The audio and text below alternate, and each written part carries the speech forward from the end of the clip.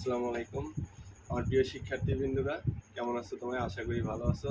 তো আজকে তোমাদের জন্য আমি সবচেয়ে গুরুত্বপূর্ণ একটা টপিক আলোচনা করব।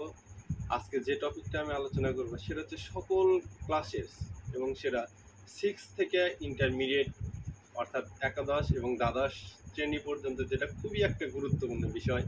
এবং ছাত্রছাত্রীরা প্রায় আমাকে একটা কোশ্চেন করে থাকে যে স্যার, রিয়ারেন্স যে আইটেমটা থাকে সেই আইটেমটা কিভাবে আমরা অ্যান্সার করব। অনেক সময় দেখা যায় যে পড়ে গেলেও আমাদের কমন পড়ে না, সেক্ষেত্রে আমরা কিভাবে এটার অ্যান্সার করতে পারি এবং কিভাবে লিখলে আমরা এটার পুরোপুরি নম্বর পেতে পারি। তো আজকের আলোচনা হচ্ছে আমার সেই বিষয়ে হবে। তার আগে আমি বলে নিচ্ছি যে এই রিয়ারেন্সটা হচ্ছে আমাদের দুই টাইপের রিয়ারেন্স আসে। একটা হচ্ছে জীবনীমূলক, তার মানে পার্সোনাল বেসড, আর একটা হচ্ছে গল্পমূলক।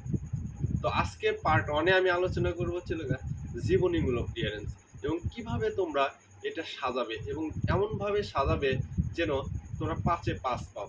যদি আমার আজকের এই ভিডিওটি তুমি যদি ফার্স্ট থেকে লাস্ট পর্যন্ত দেখো, আশা করি তোমরা সকল ক্লাসের মোস্টলি 6 থেকে দ্বাদশ শ্রেণী পর্যন্ত তোমার রিয়ারেন্সে আর কোনো সমস্যা থাকবে না।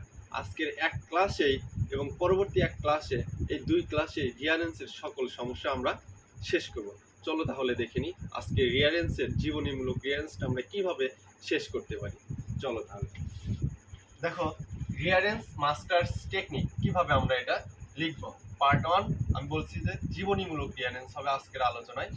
তো জীবনীমূলক রিয়ারেন্স কিভাবে আমরা সাজাবো, প্রথমত আমি সাজাবো হচ্ছে পরিচয়।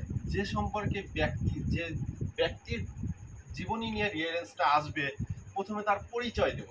এক্ষেত্রে পরিচয় আমরা আইডেন্টিফাই করব নাম এবং তিনি কেন বিখ্যাত, এই কথাটা আমরা প্রথমে নিয়ে আসবো।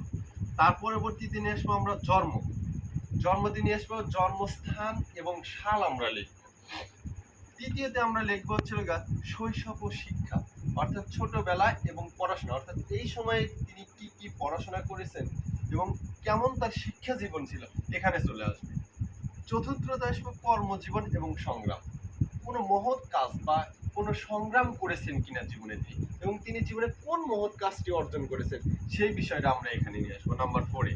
নাম্বার 5-এ নিয়ে আসবো আমরা সাফল্য, অর্থাৎ এই সময়ে তিনি কোনো পুরস্কার বা বিশেষ কোনো কিছু অর্জন করেছেন কিনা, কোনো খেতাব অর্জন করেছেন কিনা, সেই বিষয়গুলো আমরা এখানে নিয়ে আসবো।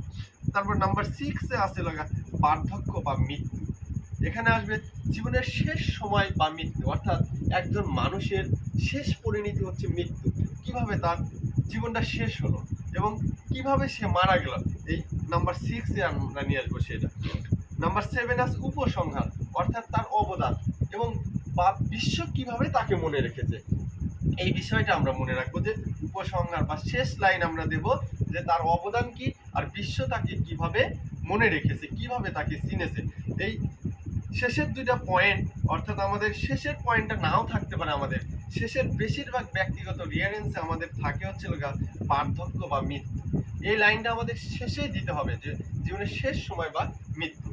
তো এইভাবে যদি তুমি রিয়ারেন্স সেট আপ করতে পারো, তাহলে তুমি ফুল মার্ক রিয়ারেন্সে পেয়ে যাবে এবং সেটা 6 থেকে দ্বাদশ শ্রেণী পর্যন্ত তুমি পেয়ে যাবে, কোনো ভুল থাকবে না। থ্যাংক ইউ, ধন্যবাদ। এবং আমার এফবি পেজ এবং ইউটিউব চ্যানেল ফরহাদ স্যার নামে তোমরা সবাই পেজটা সাবস্ক্রাইব করে দেবে এবং ফলো দিয়ে রাখবে, এবং পরবর্তী ভিডিওর জন্য আগামীকাল থাকবে ইনশাল্লাহ পার্ট 2-তে কিভাবে আমরা রিয়ারেন্স শেষ করা যায়। Thank you.